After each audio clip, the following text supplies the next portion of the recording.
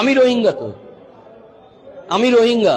আমার 350 বছরের কলকাতার মিত্তির বাড়ি, দর্জিপাড়া মিত্তির বাড়ি বংশ আমার। আমি রোহিঙ্গা তো। আমাকে রোহিঙ্গা লেখা আছে না এখানে? দেখবেন, ভালো করে তাকিয়ে দেখুন, বড় চশমা পরে দেখবেন এখানে রোহিঙ্গা লেখা আছে। যারা বলেছিল দেশে 7 কোটি রোহিঙ্গা আছে, 7 লক্ষ রোহিঙ্গা আছে শুধু পশ্চিমবঙ্গে, সেই রোহিঙ্গার লিস্টটা কোথায়? ইলেকশন কমিশনার দিক না বার করে। বা আমাকে আটকে রাখা হয়েছে অ্যাডজুডিকেশনে যে আমার সঙ্গে আমার বাবার বয়সের পার্থক্য 15, অমর্ত্য সেনের সঙ্গে অমর্ত্য সেনের মায়ের বয়সের পার্থক্য 15। তাতে ভোটার লিস্টের কি সম্পর্ক?